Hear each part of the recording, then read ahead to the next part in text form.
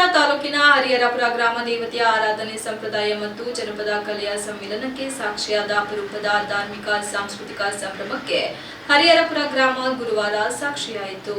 ಗ್ರಾಮದ ಆರಾಧ್ಯ ದೇವಿಯಾದ ಶ್ರೀ ದುರ್ಗಾ ಪರಮೇಶ್ವರಿ ದೇವಾಲಯದ ಪುನರ್ ಪ್ರತಿಷ್ಠಾಪನಾ ರಜತ ಮಹೋತ್ಸವದ ಅಂಗವಾಗಿ ಮೇ 7ರಂದು ಬೆಳಗಿನಿಂದ ರಾತ್ರಿ ತಡವರೆಗೂ ವಿವಿಧ ಧಾರ್ಮಿಕ ಹಾಗೂ ಸಾಂಸ್ಕೃತಿಕ ಕಾರ್ಯಕ್ರಮಗಳು ಅತ್ಯಂತ ವಿಜೃಂಭಣೆಯಿಂದ ನಡೆಯಿತು.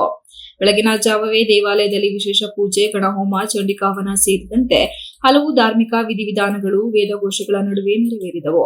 ಅರ್ಚಕರು ವೈದಿಕ ಮಂತ್ರೋಚ್ಚಾರಗಳೊಂದಿಗೆ ಹವನ ಹೋಮಗಳನ್ನು ನೆರವೇರಿಸಿ ಗ್ರಾಮದ ಒಳಿತು, ಉತ್ತಮ ಮಳೆ, ಸಮೃದ್ಧಿ ಬೆಳೆ ಹಾಗೂ ಗ್ರಾಮಸ್ಥರ ಆರೋಗ್ಯ ಐಶ್ವರ್ಯಕ್ಕಾಗಿ ವಿಶೇಷ ಪ್ರಾರ್ಥನೆ ಸಲ್ಲಿಸಿದರು.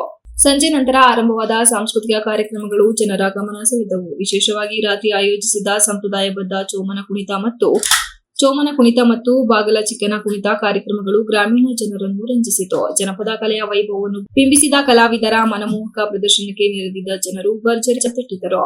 ಚೋಮನ ಕುಣಿತ ವೇಳೆ ಮೊಳಗಿದ್ದ ತಾಳೆ, ಮದ್ದಳೆ, ಡೊಳ್ಳು ಹಾಗೂ ಜನಪದ ಸಂಗೀತದ ನಡುವೆ ಕಲಾವಿದರು ಪ್ರದರ್ಶಿಸಿದ ವಿಶಿಷ್ಟ ನೃತ್ಯ ಎಲ್ಲರ ಮನ ಸೆಳೆಯಿತು. ಇನ್ನೊಂದೆಡೆ ಬಾಗಲ ಚಿಕ್ಕನ ಕುಣಿತವು ವಿಶೇಷ ಆಕರ್ಷಣೆಯಾಗಿದ್ದು ಜನಪದ ಶೈಲಿಯ ವಿನೂತನ ಪ್ರದರ್ಶನಕ್ಕೆ ಗ್ರಾಮಸ್ಥರು ಮೆಚ್ಚುತ್ತಿದ್ದರು. ಗ್ರಾಮೀಣ ಭಾಗದಲ್ಲಿ ನಿಧಾನವಾಗಿ ಮರೆಯಾಗುತ್ತಿರುವ ಜನಪದ ಕಲೆಯನ್ನು ಉಳಿಸಿ ಬೆಳೆಸುವ ಉದ್ದೇಶದಿಂದ ಇಂತಹ ಕಾರ್ಯಕ್ರಮಗಳನ್ನು ಆಯೋಜಿಸಿರುವುದು ಶ್ಲಾಘನೀಯ ಎಂದು ಹಲವರು ಅಭಿಪ್ರಾಯಪಟ್ಟರು.